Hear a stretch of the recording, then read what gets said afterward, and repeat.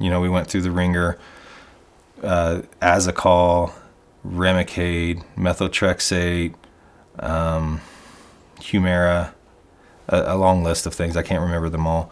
And, me personally, when I thought of my son trying cannabis, there's just no way. But when you deal with other medicines not working and you watch your son deteriorate to the point of being near death, you can't help but think, why not? Everything else was failing him.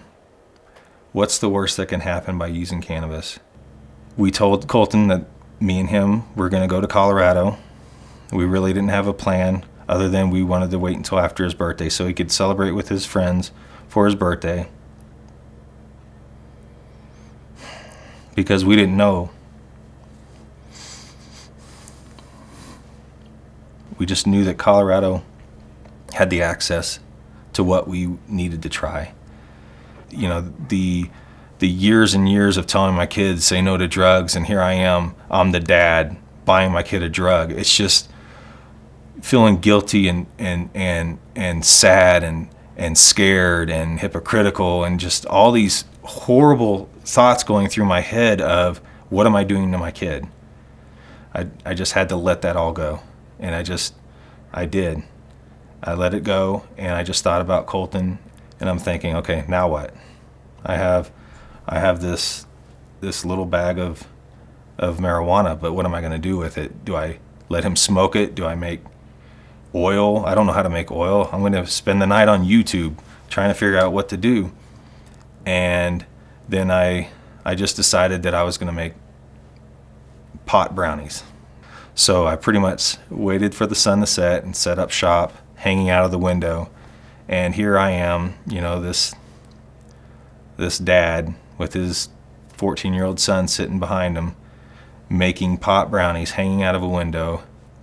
Am I going to get caught and kicked out of this hotel and get reported to the police for giving my son cannabis?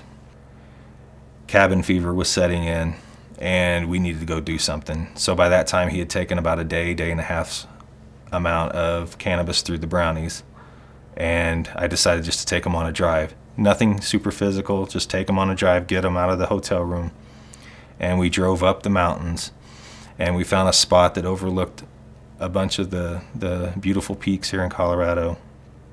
And we walked, maybe 300 yards, looked at these peaks. And walking back to the car, I'm a fast walker, and I think Colton's just falling behind because he's slow. And I get hit in the head with a snowball. And then I see this little 14-year-old turd running away from me laughing. And of course, my first reaction is to grab a snowball and throw it back, and then it's clicking. What? I'm throwing a snowball at Colton while he's running away from me. This hasn't happened in years. Like I said, he was 11 and he was exhausted and never, this is 3-4 years worth of him being exhausted. Now he's running away from me.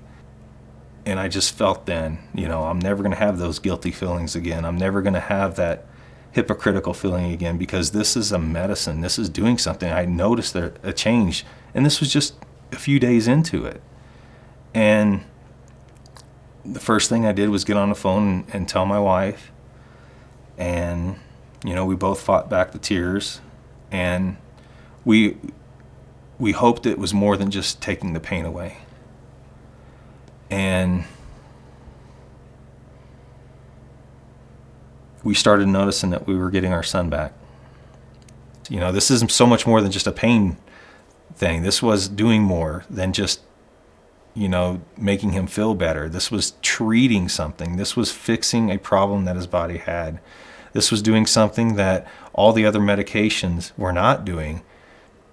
Cannabis has saved my life, and not just for my benefit, but for my parents, my brother and sister, my friends, my family. My name is Colton Turner. I'm 16 years old and I have Crohn's disease. Cannabis is my medicine because I'd rather be illegally alive than legally dead.